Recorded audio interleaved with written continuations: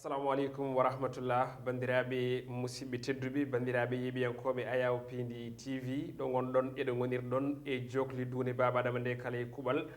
on calminama kono kadi on bismama e roɓino men jayndeji hono kala subaka so arde ɗo gam homnude aadi nde tono fulɓe mbi ko aadi bil aadi salade aadi ɓuuri firtude aadi amen e moɗon e kala subaka tuggude altine ha aljuma ene wayno ko hemnude on ɗinɗon roɓire jayndeji pinoji dawat ɗo e leydi men Sénégal hande noon gonɗen ko e ñalawma aljuma ñalawma battidiɗo e yontere nde kono kadi to banggue roɓino men jayndeji ɗo e Pindi TV eɗen ñaago jomiraɗo joom baaɗe bawɗe mbaɗo ko weela eɗo weela ende weela eno welira nde hokkata en tawtere dendagal aljumaji kala minen waɗoɓeɓe kono kadi onon yeeɓoɓeɓe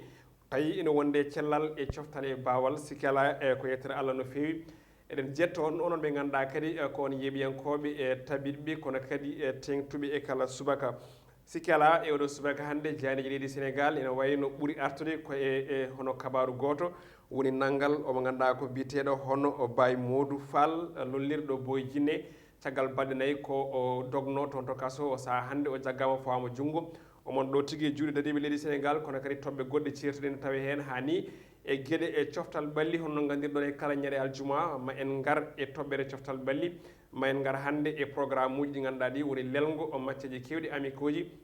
wonande kippuji guendiɗi ɓe hen ina keblano to banggue koppa ɓe hen keblanto ko euro ɓe hen ɗo e dunde Afrique ina membito ko fate banggue doole kippuji mumen guendiji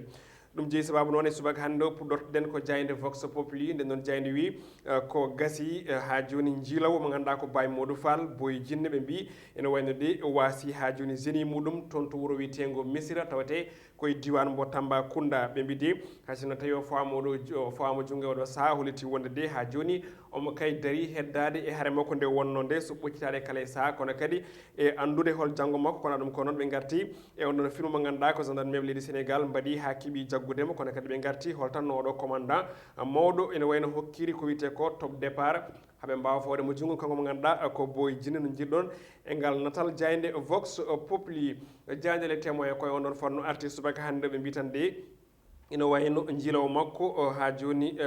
juuti ko tolni e balɗe nayyi ɓe garti holtanno on ɗon Boy Djiné oɗo saaha hannde fawa junggo tawi fawimo junggo ko ɓen hono gendarmerie leydi meɗen Sénégal woni ɓen tatiɓe fawimo junggo toon to diwan mbo Tambacounda wuuro ene wiye e Missira koye kanɗo koye on ɗon alhaali jayde la tribune arti subaka hannde ɓe mbi caggal nde o jagga toon to Missira e on tuma ko keɓinoɗo gam yaltude leydi meɗen Sénégal tawi de ɓe garti on ɗon film mo ganduɗa kay ko arrestation on ɗon Djiné moɓe mbi ko boy spécial manam kanko on ɗon Boy Djiné jaggaɗo ɓe garti hol tan no gendarmerie ɓe e pawrimo junggo kono kadi e hol erreur mo waɗi kanko mo ganduɗa ko Baye Modou Fall alias Boy Djiné ɓe mbi de ha joni ɓe pawrimo junggo ko ganduɗa omo jogui kaɓirɗe woni kutorde goɗɗe ganduɗa ko keloje boutique aji walla banque ji hani e tournevis e ko nandi hen kono kadi holliddimo wonde omo jokki haare makko haysinno tawi de o fawama junggo oɗo saaha nin konngudi jaaji ne jokkitoyi hello joyyi e nde jayde witede hono la tribune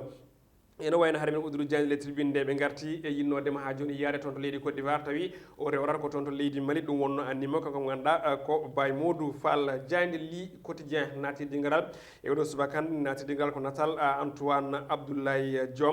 Félix Abdoulaye Diome mo ganduɗa kam woni jagoɗo tambiɗe gueɗe kisal nden ka leydi Sénégal ɗum koko yewti e gouvernement face à la presse hanki wonno toon to building administrative Mamadou Dia o holliti wonde artude ko yewti ko e badgol Keur Massar département kanko Abdoulaye Diome noon omo fammina holko jeeyi sababu holko puusi laamu ngu e wadde fanno kono kadi o arti wiide hay goto accetaki manam hakki muɗum e fodde muɗum ina yaɓɓe saabu moni kala ne jogui fodde mum e ko yewti e ɗin département ji kono kadi e ɗin ɗon commune aji jayde l'observateur ari e dawrugol ɓe garti oɗo scène politique wonande omo ganduɗa ko Moustapha Niass ɓe mbiɗe o saaha hannde o woni koye damal gam yaltude eko fate banggue on ɗon politique ɓe garti e congrès mo ganduɗa ɓe mbaɗi ɗum kono kadi e mandat makko hani e ko witte ha joni équation to banggue lomto makko woni ƴewde damal hol poɗo lomtademo eko yiwte gardigu ngu on ɗon landa biteɗo AFP ɗin konngudi jaaji ina tawe e hello tati e nde jayde l'observateur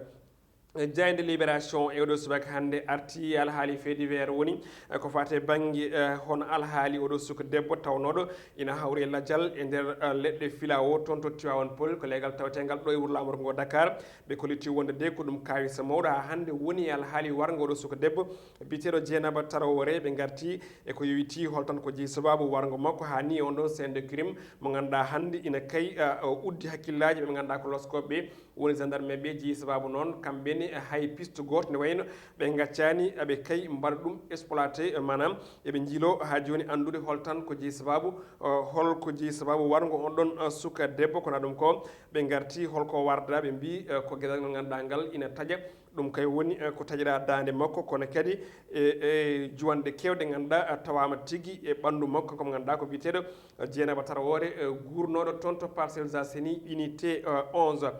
jayde coftal ɓalli e stade quotidien to banggue football ko ɗon puɗɗortoɗen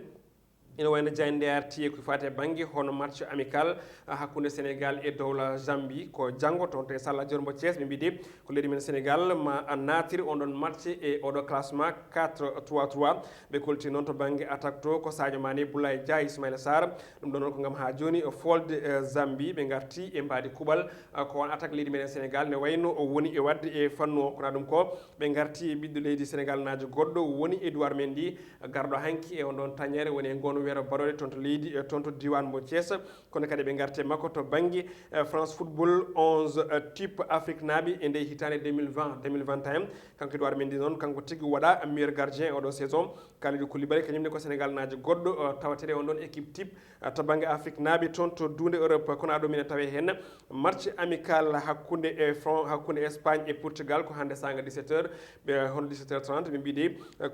kole Roja kañumen ma kiwdiri hande e Ronaldo wondude e Armada ɓe Portuguese woni tan hono Silva Kam e Fernandes wonode Cristiano Ronaldo kono ɗum koyne tawe hen éliminatoire mondial 2022 Brésil Équateur ɗum ko hande sanga 0h30 woni jamma tindaɗo ɗo ɓe kolliti wonde noon ko meilleure défense ma huccidiri hande e meilleure attaque wonande ko fate banggue on ɗon éliminatoire mondial Qatar 2022 kono ɗum jayde sunu lamba ɗon guldirten roɓino men jayndeje to banggue kelle gadane oɗo subaka ɓe kolliti wonde ko konguɗi makkan ko ɓi Gaston Mbengue kolliɗo wonde so tawi Modou Lo ene heeɓi maɓe dokkuma ko wiyete ko hono revanche uji tati tawi ko combat ɗi ganduɗa ɗi ko mawɗi no fewi ɓe mbi oɗo saaha hande ɓe mbawi hokkudemo o hiwodiri e Balla Gaye 2 Eumeu Sène hani walla ni omo ganduɗa ko Bombardier kono ɗum ko Ama e Giri ɓe kolliti wonde ɓen ɗon ɗiɗo kam ene mbaɗi ɓe intéressé kono Lac de Guerre 2 e Tapha Tine oɗo saaha ala e ko yuti e plan mabɓe to banggue combat ji tijjaɗi e saison paaɗo ɗum ɗon noon ɓe jañima hen e hello mabɓe nayyi e nde jayde witende sunu lambe ɗo guddirten ɗo guddirɗen roɓine men jayndeji e oɗo subaka hande gudditen hello wongo no mbiɗon nden nane ko fate banggue hono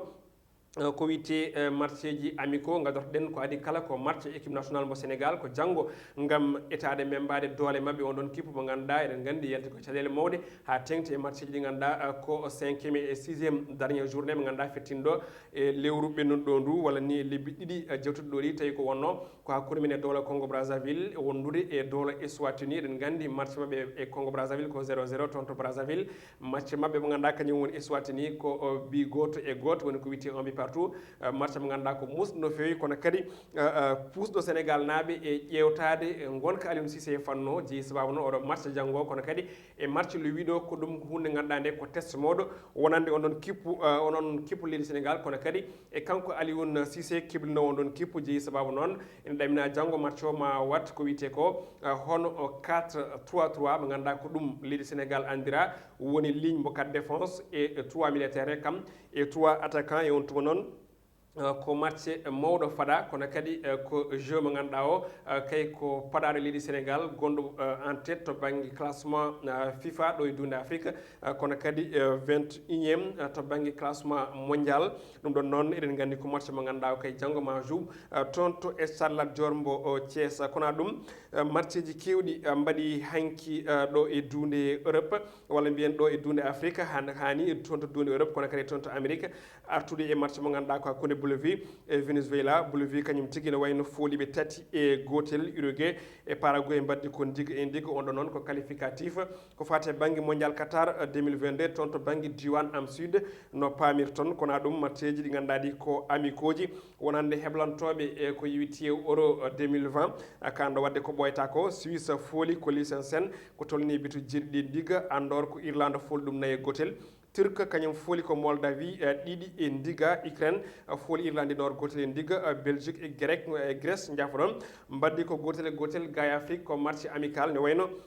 wonno hakkunde Algérie e Mauritanie. Algérie noon fewntima e Mourabi tun fooli ɗum ko loggi 4 e loggol gotol programme hande ko ni o siforto e jama beddo noon ne wayni won match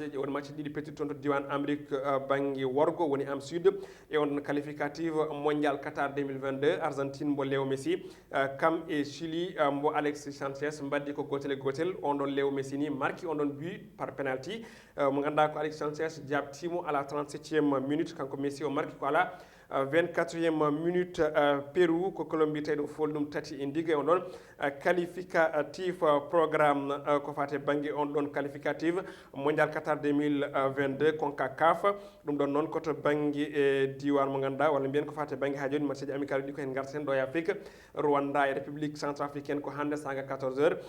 Finlande et Eswatini ɗum koto banggue Europe ko match amical ko 16h on waktu kadi hono Macédoine kam e Kazakhstan ko sanga 16h match ji kewɗi noon ene paɗa hande kono tan ko match ji mawɗi porten haalde hande ko wayno Espagne Portugal ko 17h30 en kalinani e Jayne Stade kono kadi ko fati banggue Italie et République tchèque ko 18h45 match goɗɗo mo ganduɗa ene faɗa ɗo e Afrique ko amical 19h30 ko hakkude Nigeria e dowla Cameroun ɗum ɗon ma en garto e programme uji ɗi kono kadi en jencudi woni résultat ko yewteɗi noon match ji kala e kabruji men en paaɗi so Allahu lamɗo jaaɓi ha tengti e ƴettande on ko fate banggue programme spécial ko yewti euro 2020 kono kadi ko fate banggue Copa 2020 kanoɗo wadde toon to Brésil e Colombie kono noon sababude mboros Covid 19 dirtinama o nawama toon to dowla Brésil foof mayne garto hen to banggue lelgo programme information vestiaire hani e gueɗe mbaɗe noon gam humpidde on ko yewti on ɗon Copa America kono kadi ko yewti e euro 2020 tawi ko pettowo toon to duude Europe ñande 11 lewru juin nangui 11 lewru juillet ɗum koto banggue euro to banggue noon onon Copa ko ñande 13 lewru juin jaafa ɗon nangui 10 walla 11 lewru juillet e nde hitande gonɗen ma en garten ko ɓuuri yajde ɗum ɗon ko ɗon guddirten ko fate banggue robinet men jayndeji e oɗo ñalawma kono kadi uddi robinet men jayndeji to banggue ndeɗo yontere en jetti dendagal bandiraɓe dusnoɓe en e ndeɗo yontere en jetti Mansour Sow alias Thiad Amadou Touré to banggue caméra adi meɗen so Allahu lamɗo jaaɓi ko altine paaɗo on jarama yo Allah hokku en ñallude dow jaam